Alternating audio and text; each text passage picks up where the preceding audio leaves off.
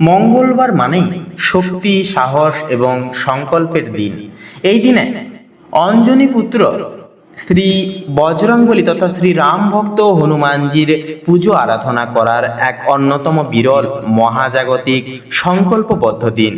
এই দিনে ভক্তরা স্মরণ করেন সেই মহাবীর হনুমানজিকে, যিনি ভক্তের দুঃখ, শত্রু, মানসিক দুর্বলতা ও নেগেটিভিটি ব্যক্তির অর্থাৎ ভক্তের জীবন থেকে নির্বিশেষেই দূর করেন, ভক্তকে প্রদান করেন ঐশ্বরিক সুখ, শান্তি, সমৃদ্ধি এবং বিপুল শক্তির সম্ভারক হিসেবে কিন্তু একান্তই আশীষ প্রদান করে থাকেন ভক্তের জীবনে। ওম নমো ভগবতে বাসুদেবায়। জয় শ্রীকৃষ্ণ। রাধে রাধে। নমস্কার প্রিয় দর্শক বন্ধুগণ, আমাদের এই রুদ্রবাণী চ্যানেলের আরও একটি নতুন আধ্যাত্মিক মূলক মন্ত্রের পর্বে আপনাদের সবাইকে স্বাগতম জানাই। আশা করছি আপনারা সকলে মূলত ভালো আছেন এবং সুস্থ আছেন।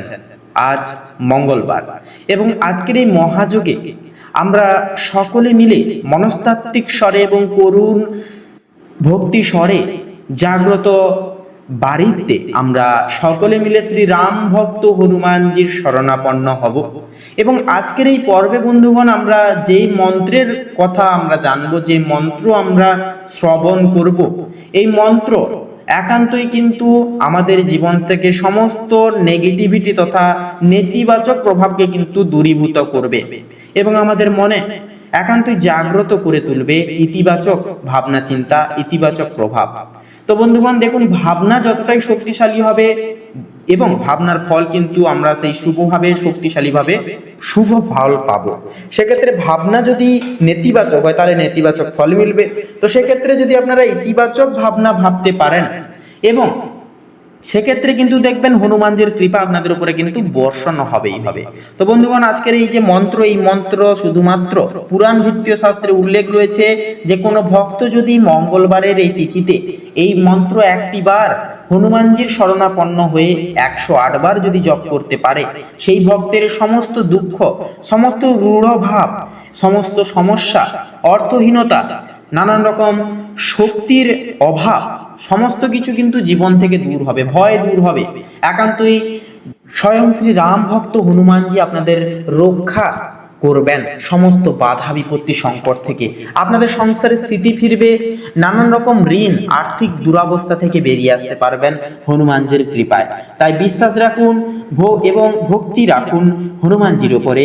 এবং আসুন আজকের এই মঙ্গলবারের তিথি থেকে আমরা প্রতিজ্ঞাবদ্ধ হই, এই মন্ত্র আমরা প্রত্যেক দিন শ্রবণ করব মাত্র 10টা মিনিট সময় বার করে। তো বন্ধুগণ, অবশ্যই আমাদের এই রুদ্রবাণী চ্যানেলে নতুন হলে অবশ্যই আমাদের এই চ্যানেলটিকে সাবস্ক্রাইব করে পাশে থাকবেন। কমেন্টে লিখে যাবেন জয় শঙ্কর নাশক বাবা হনুমানজির জয়, অবশ্যই লিখে যাবেন। এছাড়াও বন্ধুগণ, আমাদের এই পর্বে একটি লাইক দিয়ে আপন বন্ধু বান্ধবদের সাথে শেয়ার করবেন। চলুন এবারে মন্ত্র জপ এবং উপাসনা করা শুরু করি। ওম নমো ভগবতে বাসুদেবায়। জয় শ্রীকৃষ্ণ। রাধে রাধে। ওম হনুমতে নমঃ। ওম অঞ্জনায় বিদ্মহে বায়ুপুত্রায় ধীমহি তন্নো হনুমতে প্রচোদয়াৎ। ওম হনুমতে নমঃ। ওম অঞ্জনায় বিদ্মহে বায়ুপুত্রায় ধীমহি তন্নো হনুমতে প্রচোদয়াৎ। ওম হনুমতে নমঃ। ওম অঞ্জনায় বিদ্মহে বায়ুপুত্রায় ধীমহি তন্নো হনুমতে প্রচোদয়াৎ। ওম হনুমতে নমঃ। ওম অঞ্জনায় বিদ্মহে বায়ুপুত্রায় ধীমহি তন্নো হনুমতে প্রচোদয়াৎ। ওম হনুমতে নমঃ।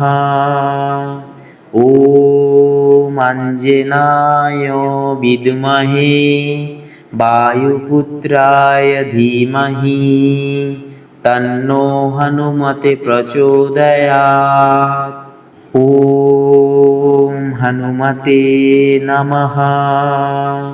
ॐ अंजनाय विद्महे वायुपुत्राय धीमहि तन्नो हनुमते प्रचोदयात्। ॐ हनुमते नमः। ॐ अंजनाय विद्महे वायुपुत्राय धीमहि तन्नो हनुमते प्रचोदयात्। ॐ हनुमते नमः। ॐ अंजनाय विद्महे वायुपुत्राय धीमहि तन्नो हनुमते प्रचोदयात्। ॐ हनुमते नमः। ॐ अंजनाय विद्महे वायुपुत्राय धीमहि तन्नो हनुमते प्रचोदयात्। ॐ हनुमते नमः। ॐ अंजनाय विद्महे वायुपुत्राय धीमहि तन्नो हनुमते प्रचोदयात्। ॐ हनुमते नमः। ॐ अंजनाय विद्महे वायुपुत्राय धीमहि तन्नो हनुमते प्रचोदयात्। ॐ हनुमते नमः। ॐ अंजनाय विद्महे वायुपुत्राय धीमहि तन्नो हनुमते प्रचोदयात्। ॐ हनुमते नमः। ॐ अंजनाय विद्महे वायुपुत्राय धीमहि तन्नो हनुमते प्रचोदयात्।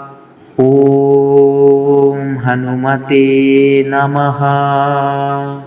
ॐ अंजनाय विद्महे वायुपुत्राय धीमहि तन्नो हनुमते प्रचोदयात्। ॐ हनुमते नमः। ॐ अंजनाय विद्महे वायुपुत्राय धीमहि तन्नो हनुमते प्रचोदयात्। ॐ हनुमते नमः। ॐ अंजनाय विद्महे वायुपुत्राय धीमहि तन्नो हनुमते प्रचोदयात्। ॐ हनुमते नमः। ॐ अंजनाय विद्महे वायुपुत्राय धीमहि तन्नो हनुमते प्रचोदयात्। ॐ हनुमते नमः। ॐ अंजनाय विद्महे वायुपुत्राय धीमहि तन्नो हनुमते प्रचोदयात्। ॐ हनुमते नमः। ॐ अंजनाय विद्महे वायुपुत्राय धीमहि तन्नो हनुमते प्रचोदयात्। ॐ हनुमते नमः। ॐ अंजनाय विद्महे वायुपुत्राय धीमहि तन्नो हनुमते प्रचोदयात्। ॐ हनुमते नमः। ॐ अञ्जनाय विद्महे वायुपुत्राय धीमहि तन्नो हनुमते प्रचोदयात्। ॐ हनुमते नमः। ॐ अञ्जनाय विद्महे वायुपुत्राय धीमहि तन्नो हनुमते प्रचोदयात्। ॐ हनुमते नमः। ॐ अञ्जनाय विद्महे वायुपुत्राय धीमहि तन्नो हनुमते प्रचोदयात्। ॐ हनुमते नमः। ॐ अञ्जनाय विद्महे वायुपुत्राय धीमहि तन्नो हनुमते प्रचोदयात्। ॐ हनुमते नमः। ॐ अञ्जनाय विद्महे वायुपुत्राय धीमहि तन्नो हनुमते प्रचोदयात्। ॐ हनुमते नमः। ॐ अञ्जनाय विद्महे वायुपुत्राय धीमहि तन्नो हनुमते प्रचोदयात्। ॐ हनुमते नमः। ॐ अञ्जनाय विद्महे वायुपुत्राय धीमहि तन्नो हनुमते प्रचोदयात्। ॐ हनुमते नमः। ॐ अञ्जनाय विद्महे वायुपुत्राय धीमहि तन्नो हनुमते प्रचोदयात्। ॐ हनुमते नमः। ॐ अञ्जनाय विद्महे वायुपुत्राय धीमहि तन्नो हनुमते प्रचोदयात्। ॐ हनुमते नमः। ॐ अञ्जनाय विद्महे वायुपुत्राय धीमहि तन्नो हनुमते प्रचोदयात्। ॐ हनुमते नमः। ॐ अञ्जनाय विद्महे वायुपुत्राय धीमहि तन्नो हनुमते प्रचोदयात्। ॐ हनुमते नमः। ॐ अञ्जनाय विद्महे वायुपुत्राय धीमहि तन्नो हनुमते प्रचोदयात्। ॐ हनुमते नमः। ॐ अञ्जनाय विद्महे वायुपुत्राय धीमहि तन्नो हनुमते प्रचोदयात्। ॐ हनुमते नमः। ॐ अञ्जनाय विद्महे वायुपुत्राय धीमहि तन्नो हनुमते प्रचोदयात्। ॐ हनुमते नमः।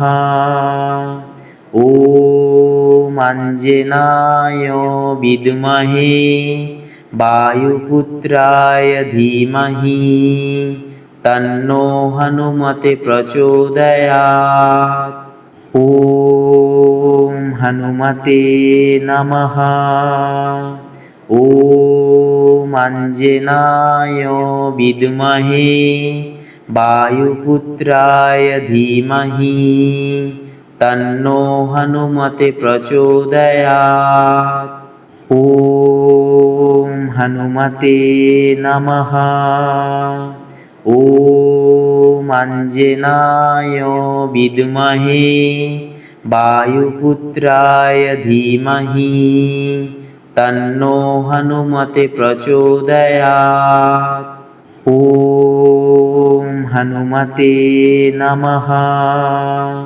ॐ अंजनाय विद्महे वायुपुत्राय धीमहि तन्नो हनुमते प्रचोदयात्।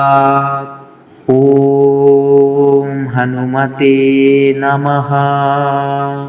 ॐ अंजनाय विद्महे वायुपुत्राय धीमहि तन्नो हनुमते प्रचोदयात्। ॐ हनुमते नमः। ॐ अंजनाय विद्महे वायुपुत्राय धीमहि तन्नो हनुमते प्रचोदयात्। ॐ हनुमते नमः। ॐ अंजनाय विद्महे वायुपुत्राय धीमहि तन्नो हनुमते प्रचोदयात्। ॐ हनुमते नमः। ॐ अंजनाय विद्महे वायुपुत्राय धीमहि तन्नो हनुमते प्रचोदयात्। ॐ हनुमते नमः। ॐ अंजनाय विद्महे वायुपुत्राय धीमहि तन्नो हनुमते प्रचोदयात्। ॐ हनुमते नमः। ॐ अंजनाय विद्महे वायुपुत्राय धीमहि तन्नो हनुमते प्रचोदयात्। ॐ हनुमते नमः। ॐ अंजनाय विद्महे वायुपुत्राय धीमहि तन्नो हनुमते प्रचोदयात्। ॐ हनुमते नमः। ॐ अंजनाय विद्महे वायुपुत्राय धीमहि तन्नो हनुमते प्रचोदयात्। ॐ हनुमते नमः। ॐ अंजनाय विद्महे वायुपुत्राय धीमहि तन्नो हनुमते प्रचोदयात्। ॐ हनुमते नमः। ॐ अंजनाय विद्महे वायुपुत्राय धीमहि तन्नो हनुमते प्रचोदयात्। ॐ हनुमते नमः।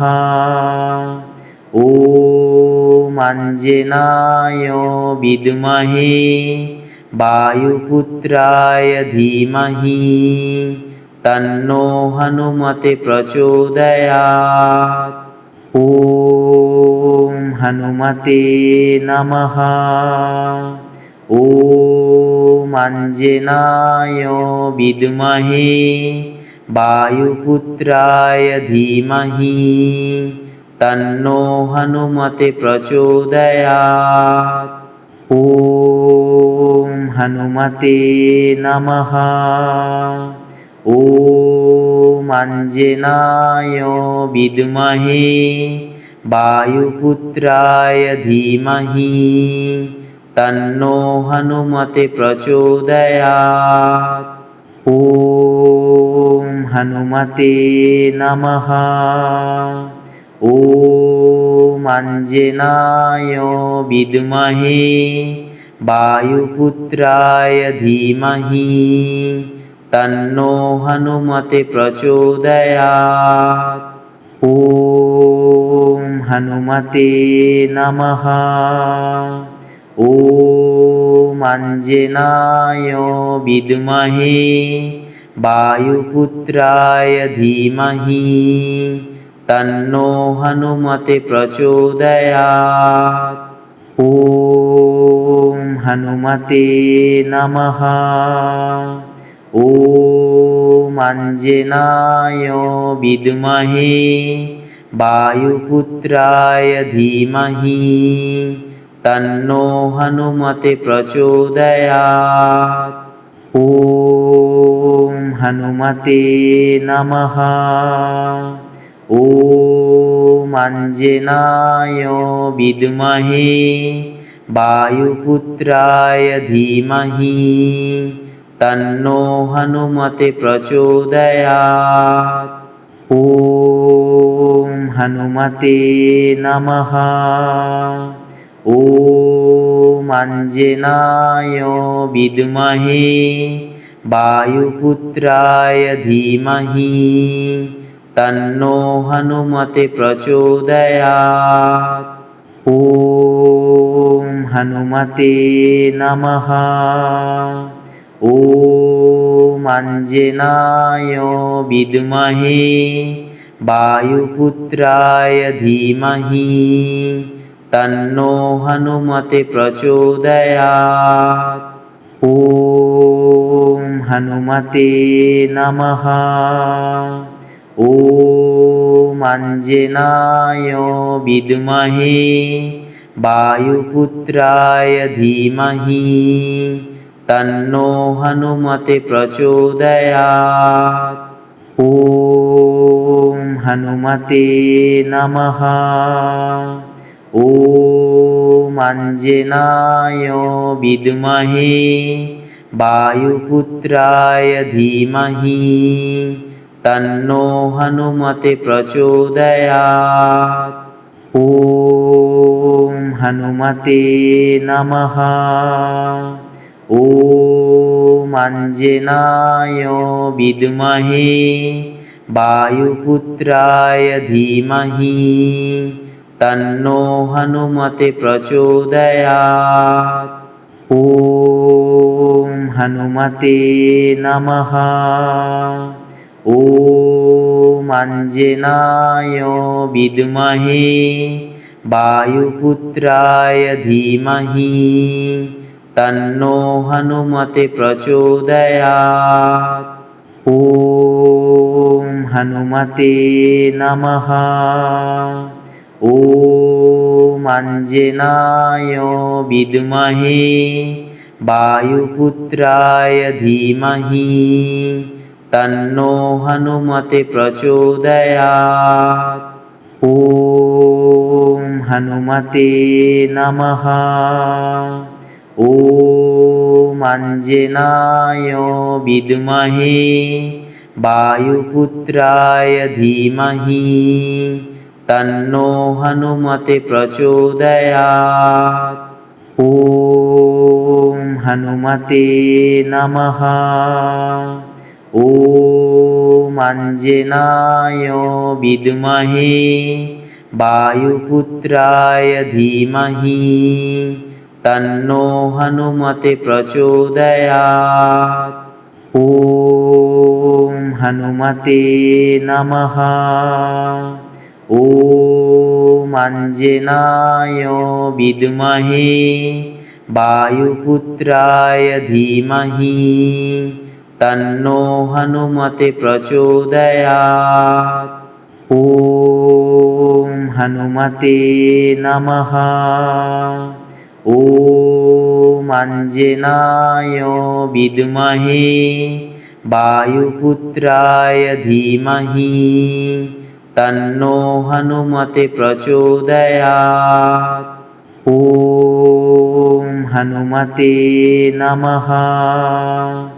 ॐ अंजनाय विद्महे वायुपुत्राय धीमहि तन्नो हनुमते प्रचोदयात्। ॐ हनुमते नमः।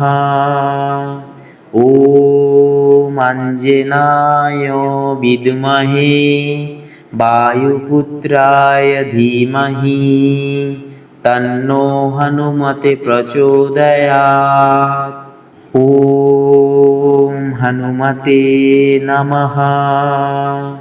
ॐ अंजनाय विद्महे वायुपुत्राय धीमहि तन्नो हनुमते प्रचोदयात्।